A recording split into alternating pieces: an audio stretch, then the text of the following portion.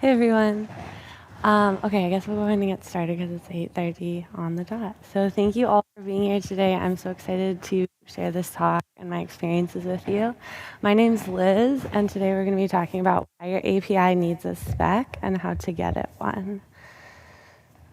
Okay, so I'll just go ahead and introduce myself a little bit first.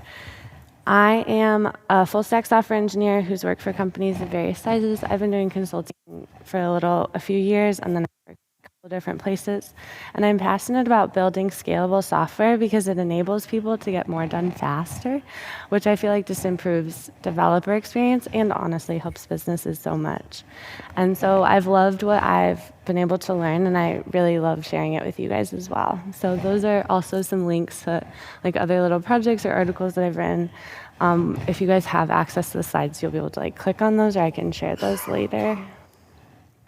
Okay, so this QR code, which is so big, is to a GitHub that has some of the code samples that we're going to be looking at today. We're also going to be comparing GraphQL and JSON API just a little bit, kind of also talking about the high-level ideas behind them. But there's also a little Heroku app that I have up where you can kind of play around with the different responses between those two specifications. So you can look at that there. Okay, so what we're going to talk about today, we're going to be answering these 5 questions. So first, we're going to talk about what is an API spec, in case you guys aren't familiar. Why do you care? And really, number 2 is sort of what problems are they solving for. Number 3 is how you interact with them. We'll look at, like I said, GraphQL and JSON API and kind of just compare interactions between those two. And then we'll look at some implementation details, and then also some implementation patterns that these will produce in your code. And one way that you can migrate to them if you have an API that's not using these, but you'd be interested in pulling that in and you think it'd be valuable for your team. I do want to note that the code examples you're going to see are in Ruby because that's just where most of my experience is. However, the specifications can be applied to many different languages. I've done a little work implementing one in PHP as well. So I've seen similarities between the Rails implementation and the PHP implementation that I think will have helped in this. Okay. So why we're talking about it, I feel like these specifications, in one case in particular, enable clients and API engineers to build quickly, easily, and with confidence, which then supports a positive developer experience and helps businesses ship better features faster. And I'm going to caveat this because I would say that this is true in the situation that I experienced it in, and I think a lot of situations. But I will, at the very end, kind of throw in situations where these graph-based API implementations might actually not be the best idea. Okay, so what is an API spec? This is just the way I would describe it. Wow, that's so big. Okay, an API specification defines patterns for interaction with an API. Implementing an API to a specification means that anyone interacting with your API can expect to interact with it in a specific way. So maybe you're not familiar with REST, but it's so popular right now. So REST, a get, a post, a put, and all the things that come with it is a specification. But today we're going to talk about why simply implementing a REST API in certain situations still leaves something to be desired, and how and when specifications like GraphQL and JSON API can help your clients and engineering teams. So let's define those and look at what those are. So JSON API is a little less popular than I would say than GraphQL. Less people seem to have heard of it. But it's actually the one that I've used the most in the past. So it's just a specification for building APIs in JSON. It provides guidelines and conventions for structuring JSON responses from APIs. It aims to simplify the process of consuming APIs and reducing the need for custom code on the client side. It defines rules for resource objects, relationships between resources, and includes for fetching related resources, all in a single request. So it's a pretty big spec. The docs are pretty extensive. They're on this link right there. But we can just look at an example that I made. It's a little, hopefully you guys can see that. So here, this is a sample JSON API request. On the left, we're making a GET request to get the student records. You can see that we have a query param on our URL that specifies which related records should be returned with the root resource. Oh, I also want to say that JSON API is RESTful, which is not true of GraphQL, but JSON API is. We can pause on the response for a second too, and we'll see more examples in just a few minutes, but it's kind of nested, so I kind of want to explain what's going on in the response. Basically, you see at the top, we have our student records. That's an array of student records. And then about halfway down on that top object, we see the relationships object. So the way you're going to match a student to their corresponding teacher or class information is by the type and the ID. And then you're going to look in the included array for a record with that same type and ID, and then you can kind of match those to each other as that being the class for that student. And the reason it's like this is because if you had 10 students and they were all in the same class, you only have to deserialize the teacher or the class information once, and then you can just match it to the students that it belongs to, versus if it was nested, it would be on there every single time. Okay. So then we're also going to look a little bit at GraphQL, and this one's more popular. You guys have probably heard of it. It's a query language for your API, and it enables clients to request exactly the data they need for the server, eliminating overfetching and underfetching of data. So you can check out the docs at that link there. And then, sorry. There's a lot on a microphone. This is a sample GraphQL request. So we're making a similar request. This time we're filtering the students by a specific last name of the student. We have this is a post request. So GraphQL, everything is made as a post request to a single endpoint, actually. The query key is used to tell GraphQL that we're requesting data, and the fields that we want returned on the response are listed under that student's section right there. And then the fields we want returned on the related resource are listed under student's class. So here, we're just asking for the room that the student is in. And then on the right-hand side, you'll see that the related data is actually nested within the student record. Okay, so this is from the GraphQL docs. And the idea with these graph-based APIs is you want to ask for what you need and get exactly that. Okay, so why are we talking about this? And what are the problems that these specifications are solving for? Okay, so when you're building an API or adding a functionality to an existing API, you're going to be asking yourself, how does your client interact with the data? So how will they be able to create records or get records or modify them? So we'll look at the client needs are often diverse, especially as your application grows. So we may initially build an endpoint for a single page or a single client, but that endpoint grows in complexity as we implement more features. So we'll look at an example scenario to see how the specifications might help us. So this is kind of a running example because I have kids in school, so this made sense to me. But if we have an API that's exposing student information, let's say that initially our clients only need the first checkmark. So we just need students with detailed information on their teacher. So something like caregiver name, phone number, and their teacher, maybe for like a student directory that everyone can access. Then later, a different client, a different page with different users needs students and their pickup information. So again, different users, different people are going to this section of the application. They need to know if the kids are going to get picked up in carpool, they're going to the bus, they're going to after school care, or wherever else kids go at the end of the day. They're going to go on to this other section. Finally, we're really expanding the need here, and we're going to actually have another page or another application client that needs students and their grade reports.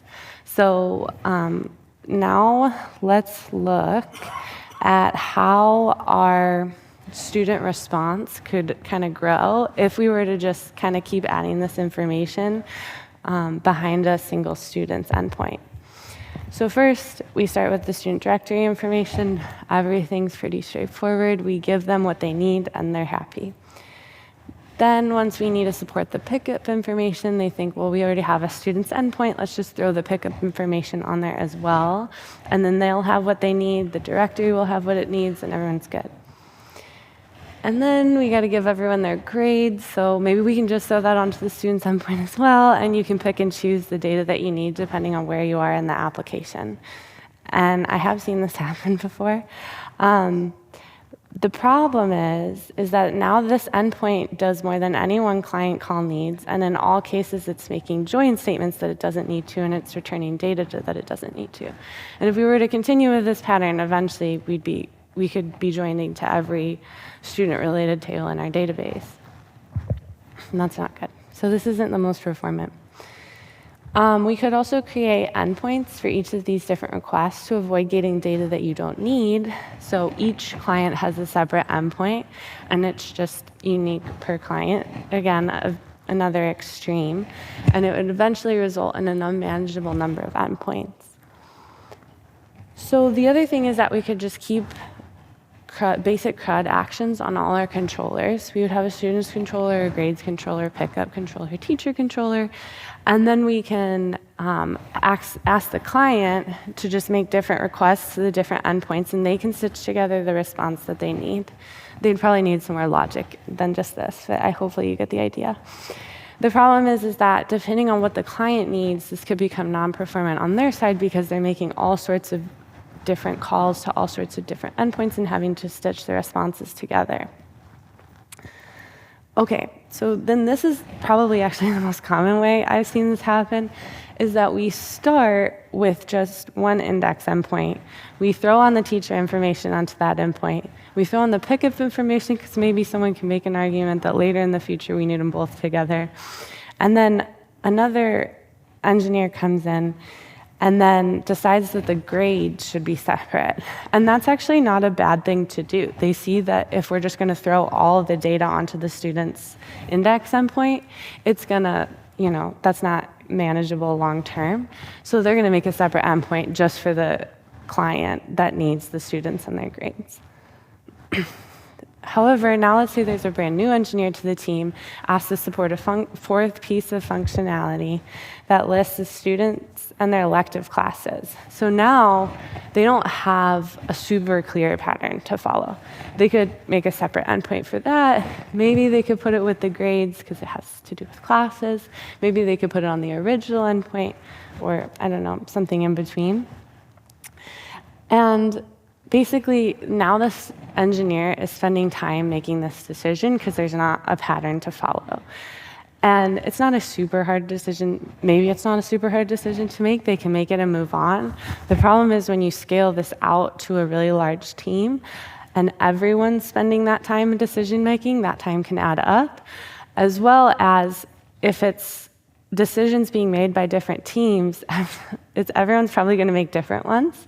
And so that's going to compound on the fact that there's not a consistent pattern of implementation throughout the app. And the client doesn't really have a clear pattern to follow. In the kind of situations we were talking about before, while they all had things about them that maybe wouldn't work long term, they did have a pattern. They did kind of know what to expect from the back end, and they did know how to make these requests. But once we get into this state where everyone's making different decisions about what they want to do, now the clients actually don't have patterns to follow either. They don't know what to expect. So I found that if you want your API to scale well, it's helpful to establish patterns early and stick to them as long as possible. These patterns should be ones that allow your API to feel manageable and performant long term. So as we went through some of those examples, we saw patterns, but either they're perhaps not manageable or not performant. And I do want to note here, just real quick, that we're going to talk a lot about JSON API and GraphQL, which I feel like are great options for patterns of interaction. But the patterns part and having consistent ways of interaction are really the most important. When the specs are laid out for you, like they are in GraphQL and JSON API, that's something that you don't have to do. And then we'll talk about libraries I've used to implement these. And if you use the libraries, there's a lot of implementation that you don't have to do yourself. But like I said, if it's not the right fit for your business, it's still like the patterns and consistent interaction is still so important. But since we're talking about these, how can GraphQL and JSON API help? So the client can ask for what they need and get exactly that. The client has a standardized way to interact with the backend, and developers have established patterns to follow, which can save a ton of time and help with complexity of the application. So I've seen these be especially helpful when the client and server teams are separate. So we had, in my case, a front end and a back end team, and a couple client teams actually, because we had mobile apps. Not only can the server team build to the specification and therefore doesn't need as much time spent on decision making, but the client teams can reasonably assume how the data will be returned and what sort of data they'll have access to. So it doesn't necessarily eliminate all design meetings and discussion, but it does eliminate some of the more tedious discussions around like specific details of interaction. Okay. So now we're going to look at some examples of how we interact with these. We talked about what the specifications are. We saw a couple examples at the beginning. And then we also talked about some patterns that often get implemented in REST APIs and why those can sometimes grow into APIs that are hard to manage. So now with these examples, I just want you guys to have a frame of reference for what these look like if you haven't seen them before.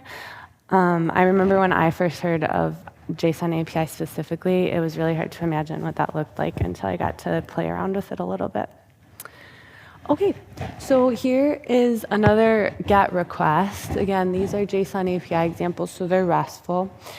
And here we're just filtering the response for all the students by a student with a specific last name or students with a specific last name. So you can see we have that query param, we have the filter keyword, the field we're filtering on will go in those brackets, and then the value we're looking for is on the left-hand side or the right-hand side of the equals. And then in the relationships field on the right now, you can see that we're not actually bringing anything back because we're not asking for the related records, but it will list the relationships there. There's ways, I mean, authorization is like a whole other talk, but if you want to hide the fact that certain relationships exist, you can do that as well. Okay, then this is the example we saw at the beginning. We're just querying for related records. And then here, this is an example of creating a record. We're just posting to our student's endpoint. Actually, I don't have the payload here, or no, this is the payload on the right. This is gonna put Clayton Johnson in class 1, if that was what you wanted to do. Okay, so then some GraphQL examples. This is the one we saw on the first slide. So you're filtering the students by a specific last name, and you're bringing back their class along with it. Here, we're just asking for all of the students. We're just asking for those specific fields to be returned with the student. And then on the right, you can see we have both students and their classes are nested underneath each of them.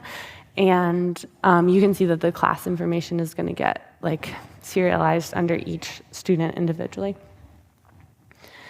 And then in terms of creating data, this will put Clayton Johnson in class 1. And that's his birthday, so he's actually too old to be in these elementary classes. But then here, you're actually on the left-hand side, you're asking for certain fields to come back on the response. So that's why you can see that response looks like that. And another thing to note is that GraphQL is always going to give 200 responses. If there are problems with the request, as far as I know, they're going to go in that errors block right there. Okay.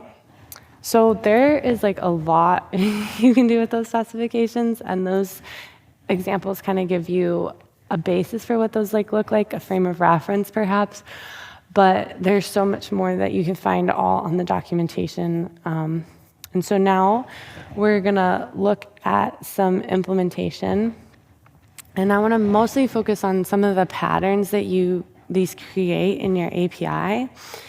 Throughout this section, we'll also talk more in detail about a situation where I implemented a JSON API compliant Rails backend to support our project. I'll discuss some of the implementation challenges we face and the things that I learned from that experience, and I would carry on to like if I ever had the opportunity to do this again, some things that I would take to that. Okay. So the real life example that I'm going to share with you guys is a modernization project. We wanted to modernize an old PHP backend while adding new features. And the front-end clients were React clients, an Android app, and an iOS app. The backend teams and the client teams work separately. We had a lot of functionality to add, and we were being asked to do it pretty fast. And our new API was a Rails application, and we made it JSON API compliant using a library called Graphiti. There's also, it's not on the slides, but another kind of element about this project is that it kind of, due to a lot of things, it kind of scaled up and down in developers over time. And so we started with like a smaller team. We scaled up to 40 people. I'm going to estimate 40 engineers pretty quick. We had to scale back down to 10, or again, these numbers like rough numbers, engineers, and then we scaled up to like 40, 50 engineers again, kind of back and forth, all within a couple years. And there was a period of time where the like large team of engineers were siloed and communication was really tough. And so in that specific context, having these specs laid out in kind of like an external place, decided by almost like a third party, I guess, but like decided by someone else, was actually incredibly helpful, because all the teams, while it was hard to communicate with each other, we could all reference the same thing, and we were actually building much more consistently than had we have not had that. Okay, so this is the library we used. Wow. I'm going to stop commenting on how big it is, I promise. So this is a Ruby library that allows you to create JSON API compliant graph APIs quickly. It supports building graph APIs that are also RESTful. And so GraphQL was, I feel like, the big player in this graph API idea. And it does support that, ask for what you need and get exactly that. But it breaks a lot of the RESTful conventions. And so Graphiti and JSON API wanted to kind of achieve something similar while keeping those in place, and for good reason that we'll talk about in a little bit. I used another JSON API library for one of our PHP apps on the same project kind of later, and that was Laravel JSON API. So it also had a lot of the features that this library had. Graphiti was made in an effort to support JSON API, creating RESTful graph APIs possible. It makes RESTful resources a first-class concept. This enables reading and writing of graph data in a single request possible. Okay, so this would be my pro tip here. I know people have really different opinions about using libraries or whether you don't want to handle it yourself. I would really recommend using an open source library, because handling implementations of these specifications can be complex and error prone. So I added this slide because I've seen two different implementations of JSON API on the same project. And initially, one was using that Graphiti library that we just saw, and the other one was hand-rolling the implementation. The challenge that it was the PHP app that was handling the implementation. The challenge that they had is that their app came after this Rails app was pretty built out. So people really came to expect a lot of an API that said they were JSON API compliant. So when this PHP app was like, yeah, we have JSON API, but they didn't have it fully fleshed out, the client started making requests that weren't supported. And libraries just support these things out of the box. And so they started asking for included records, and that wasn't supported. They started asking for filtering on certain fields that wasn't quite ready or supported. And so it kind of broke some of the benefit of the client knowing what to expect. I call it the fact that it came second, because I'm not it's possible that you only want to roll out functionality very slowly. In our context, we wanted a lot of it, and I really do think that a whole community of developers building out this library to meet this specification is a little bit better than having like one or two try and roll it out, because there's just so much that you have to support to like fully support the spec. The second one is that you don't want to solve solved problems. So another thing that happened in this project is that some of the teams didn't like the response structure of JSON API. So they tried to work around JSON API, they tried to work around Graffiti in the Rails app. The thing that happened is that they had to make decisions that JSON API had already made for them. Like eventually they were having these same conversations that JSON API had already made a decision about. And they were having to re-implement things that the library already had implemented for them. They were doing it to gain flatter responses, but if there was like, I don't know, a different way they could have done it, they were basically having to redo things that the library and the spec already had decided. Okay, so I'm gonna step off my library soapbox and we'll just go back to the implementation pattern. So GraphQL and JSON API are implemented differently, but we'll talk about the structure of the applications that they create. So I feel like in both you have the schema objects exist that they declare the API schema, like how a database schema, declares a database, like what's in a database. I just read that word for word. The API engineers declare the schemas, they create the entry points, the filtering abilities, and they expose certain pieces of data. So your whole database doesn't just get exposed automatically or anything, like there's not any magic like that. And you want to be intentional about what you're exposing, and you don't necessarily always want to just throw this in as another layer in front of your database to give clients like almost direct access to your database, right? One or many objects will exist that connect the schema objects to the data that it supports. So I talked about, so this is where the schema object kind of fits into your objects there in your system. So you have your controller. That will kind of reference your schema objects now, which are supported by your model, which are supported by your data source. So this diagram does kind of make it look like you're just putting another layer in front of your database. But this is another example of something that we had on that project. It has its own set of challenges, but what it did allow us to do is it was a modernization project, and this kind of structure allowed us to expose the future state to the client before the future state really existed more cohesively in the databases. And so we have resource A. It was supported directly by model A, but then it also had a belongs to relationships to resource B, which was in a legacy database. And then it also had a user that was attached to it. And the users were all kept in another separate database exposed by an API.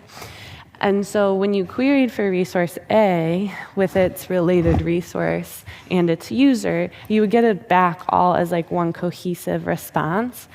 But behind the scenes, you have all of these different databases and APIs that are supporting that object. Now, note also that our legacy database was a MySQL database. The new database was a Postgres database. So you can't join to those quite right. So you can't join those records together as if they were all in the Postgres database the same way. And so that's going to present, you just have to be really careful about the kinds of queries that you're making, and you really have to consider what you're trying to join together. The future state goal was to kind of roll the legacy database into Postgres, the Postgres database. But in that in-between state, you do have to be careful about the queries that you're making. So in terms of the actual implementation, what do the schema objects actually look like, and how do they fit into the application? So now we'll look at some code, and this is just a simple GraphQL API. It uses a single controller as the entry point, and it executes a query based on the post body. They're about halfway down, actually right here where I can point. We have the GraphQL JSON API comparison schema, and it's going to execute that query. That schema object will have a reference to a root query type and a root mutation type. And then here, this is the query type, and this is where I feel like you add logic similar to what you would have behind a controller, because GraphQL only has one controller. This is kind of where you would have like different controller logic. And you can see here that I'm specifying that you're able to filter by last name here, so I'm explicitly putting that filter in there. Okay. And then in JSON API, that will look more similar to the REST APIs that you may have built in the past. Your controllers will take in request params and build schema objects, and here they're called resources.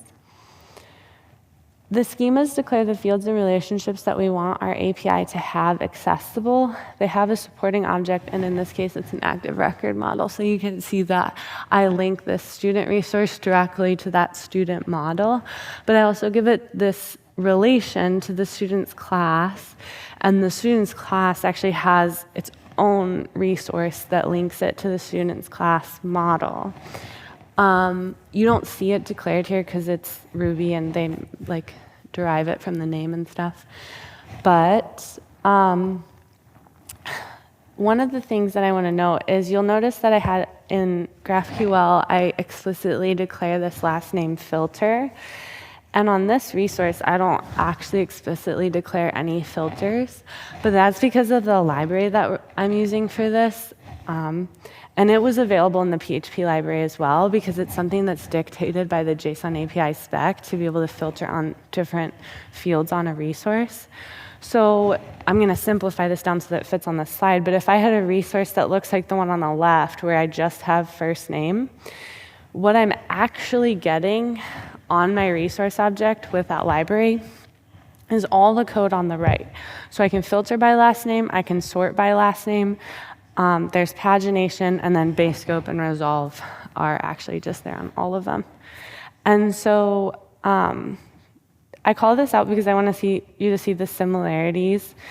And also, this adds a lot of functionality for you, and this is what sped us up so much on the project I was working on.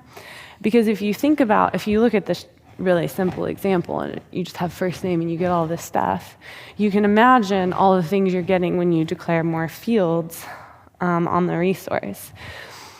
You can filter by first name, you could sort by last name, you could actually sort by teacher name. So you could say sort by student class dot teacher first.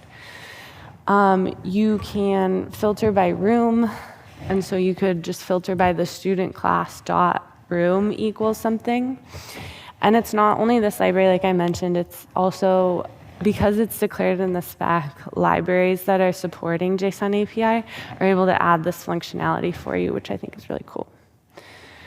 I have a specific slide about testing on JSON API because the responses are so nested. The tests will look similar to like controller tests or I call them feature tests, that you've written in the past. And the libraries, because the responses are nested, usually have helpers that will make the retrieval of the data out of the response a little bit easier for you. And I just recommend using them because it's just easier to read long term. And because they are a little more nested, having to get yourself all the way into the JSON response to validate something is a little also just tedious sometimes. And then you can also test the resource directly. So if you have filtering, like complex filtering, we had to write some pretty complicated filtering logic, and this is obviously a really simple example, but you can test the resource directly. Maybe if you've used service classes in your controllers and you've tested the service class directly, that's sort of what you can do here. Okay, and then I want to talk about the object graph really quick. So this is just a concept that you'll see. I keep mentioning graph APIs. And so just like database tables have a structure of relations your API exposes objects in a specific structure. So the data is the objects, the relationships between the data is the edges of the graph, and your object graph can match your database schema, but it doesn't need to. So we saw on that slide, a few slides ago, where it didn't actually match one single database schema, but it matched kind of the future state of the object, or like what the business and clients need. Graphs are powerful tools for modeling many real-world phenomena because they resemble our natural mental models and verbal depictions of underlying processes. With graph APIs, and I think this is taken from the GraphQL docs, you model your business domain as a graph by defining a schema, and within your schema you define different types of nodes and how they connect or relate to each other. And I have found that over time this will make our API feel more consistent and cohesive. The cohesiveness that this produces in APIs feels reliable and predictable, and I feel like it just really helps when there's so many decisions on a project to be made that you can kind of count on some of these patterns. Okay. So there obviously is a lot involved in implementation, and that you can get into some complex situations. We didn't address authorization, and I think because I could probably give a whole separate talk on authorization, but I'm happy to, with JSON API specifically, answer any questions about that that we did. But hopefully you can start to see high-level patterns in implementation, and you can gain some helpful tips. So I'm going to talk about the pattern that we used to kind of migrate to a JSON API compliant API, but it's not the only way to move to these graph-based APIs. So if you like the pattern, but you have an existing API that does not conform to these specifications, here are some ways you can move towards having a Spec compliant API. So if you have a client that can change, it's really just as simple as adding either, we were using a new API altogether, and then, or you could maybe have a separate section of your API and add new endpoints that meet the specification. And then those are obviously connected to the same data source. You're going to have this in-between state where your client is probably going to be using some combination of the new endpoints and the old endpoints. But ideally, you can get to a state where your client is just kind of using your new stuff, and then that's just supported by hopefully a single data source, but realistically, there's sometimes multiple data sources in there. And then I'm saying that your client can change because, as you saw, whether it's GraphQL or JSON API, they're going to have to probably ask for the data differently. They're going to have to, especially with JSON API, probably parse the responses differently. And so they need to be willing to kind of put that into their application. And they also have to be on board with these changes, right? And then I'm going to throw out the example of Twitter here. I just put the links in here, but they did something different. And you guys can go on, and I can even post them in Discord if it's helpful. But when Twitter did their migration to GraphQL, they had clients that were making REST API calls. And so to my understanding, what they did is they built a GraphQL API, and between the client and their GraphQL API, they had some sort of mapper that would map their REST calls to their GraphQL calls and then call their GraphQL API. And regardless of what kind of Graph API you're implementing, if you have clients that can't change, I thought that would be a potential option to kind of put that in place. They describe it better than I can, so I'm just going to put their links here, and if you guys are curious on following that pattern, then you can look there. Okay, so we talked about two different specifications. I've obviously used one more than the other, but when would it maybe be a good time to choose GraphQL or JSON API? And I do feel like they do have two kind of distinct times when they're good reasons to choose one or the other. So When to use JSON API, I feel like if your client is leaning heavily into RESTful endpoints and they'd prefer to keep that pattern, then JSON API is still RESTful, which is great. And number two is kind of the big one. You want to take advantage of default browser caching or other REST-based functionality and tools. So my understanding is that the browser will cache certain requests for you, but it'll invalidate the cache on post requests. So because GraphQL only makes post requests, it's going to be constantly invalidating the cache. That doesn't mean you can't cache with GraphQL, but you have to think of other caching solutions. And so the GraphQL tools have had to build their own caching systems because they're not relying on the way that they can't rely on what the browser is doing for caching. But if you're in a situation where people really like that and they want to keep it, this is a good option that will still produce a Graph API, and can keep that functionality. GraphQL, like I mentioned before, always returns 200 responses. So if you had a bunch of alerting set up on certain HTTP status codes, that's not really going to work anymore. It doesn't mean there's not solutions. GraphQL has built lots of solutions. For error handling and logging, people are building those out. But again, if you're in a situation where people really like that, they really want to keep that, this is another good option. That's another maybe reason to go with JSON API. So when to use GraphQL, if you're moving away from a standard REST API, the client should be willing and able to adjust a bit more to how they interact with your API with all the things that I just mentioned. Like, they have to be ready to kind of adjust to maybe how they're doing caching or how they're doing error handling and alerting. And then the second one, though, is that if your client is React specifically, I set React on mobile because I have friends, I don't do mobile development, but my friends do, and they really enjoyed their experience with GraphQL. But I feel like GraphQL does have a lot of tools for React applications, and really part of the reason why GraphQL is a part of this at all, as far as this talk, is because when I implemented the JSON API backend for a front end using React, the front end engineers had a really hard time with some of the existing tools for deserializing and serializing the JSON API responses and requests. And they much preferred GraphQL tools that they had used in the past. Now, I'm sure a small part of that was just the familiarity with the tools. They had already been using GraphQL in other parts of their organization. But my understanding is that the support for GraphQL in React applications is pretty good, which makes sense because you're kind of already in the Facebook ecosystem. And so Facebook created GraphQL, Facebook created React, and a lot of the tools there are going to work pretty well together.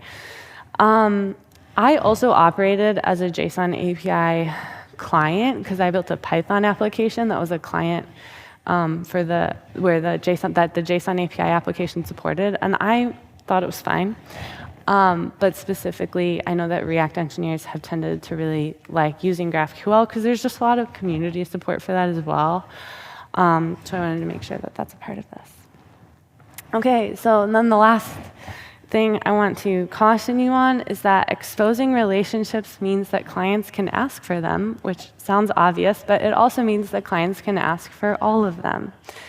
So depending on who you're exposing this API to, you may need to consider what they're going to ask for. And if you expose relationships, consider what would happen if your client asks for all of them. So just consider the worst case. Are they going to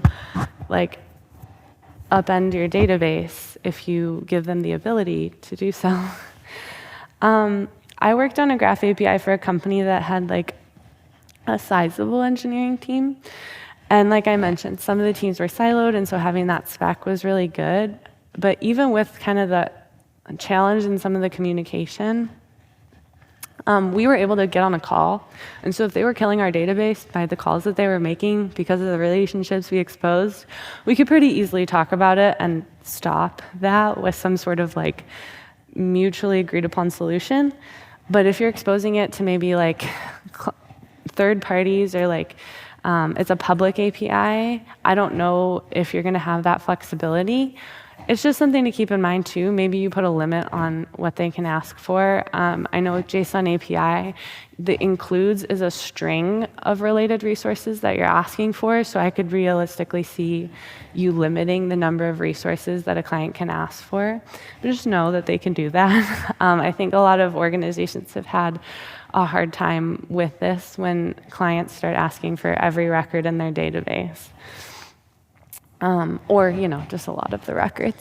Okay, so yeah, I just wanted to throw that out there because it was a good fit in the specific situation that I've been referencing, but it's not necessarily a fit for everybody. So what we covered is what an API specification is, why we would want one, how we would interact with one, how we would implement one, and then also how we can migrate to one. So that's all I have. And yeah, there you go. Thank you guys so much. And I can take questions. I have some time for like a couple of questions, if anyone has them. Yes.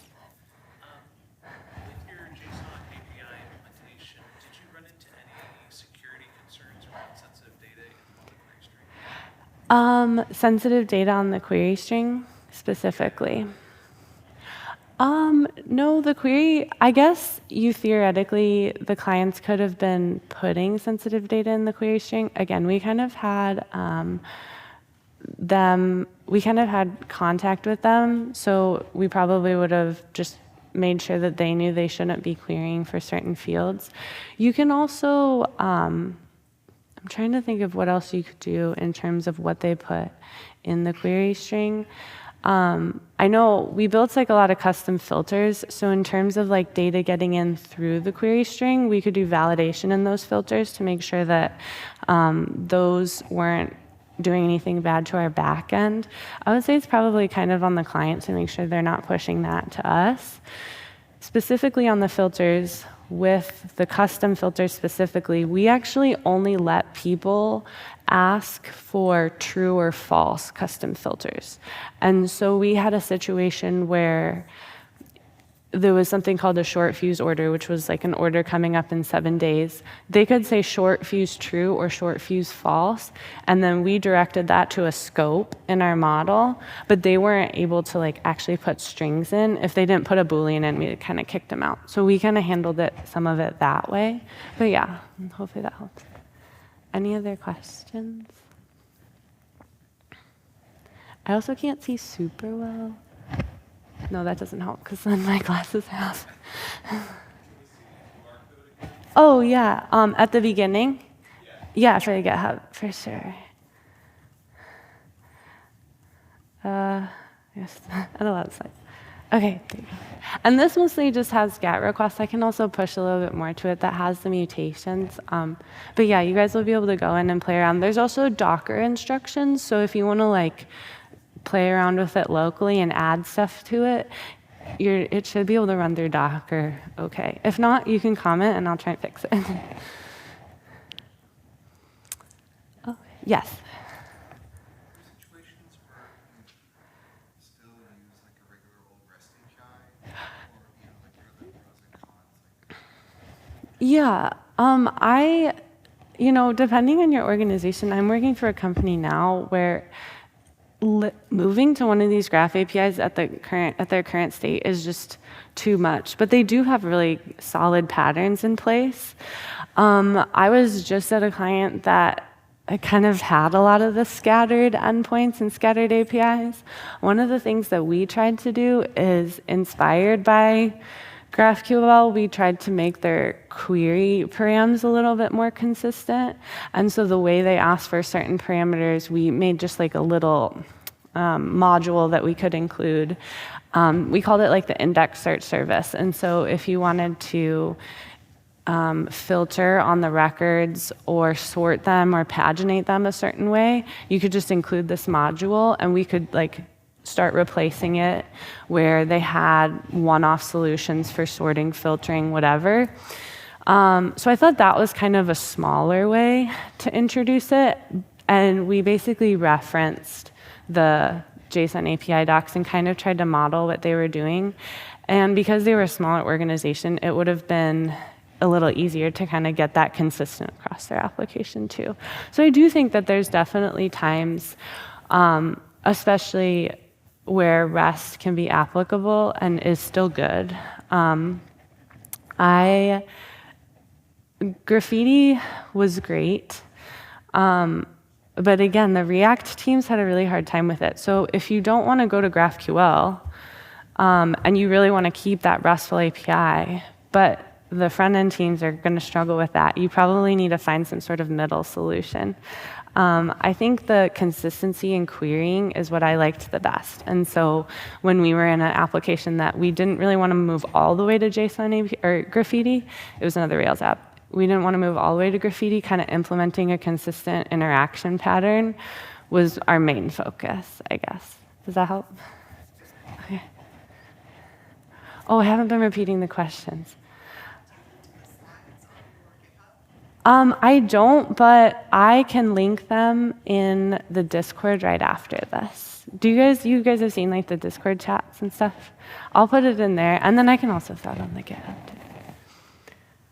Okay, great. Well, I mean, I think that's pretty much it. If you have more questions and want to come ask me after, I'm happy to talk about any of my experiences. And thank you guys so much for coming. I really appreciate it.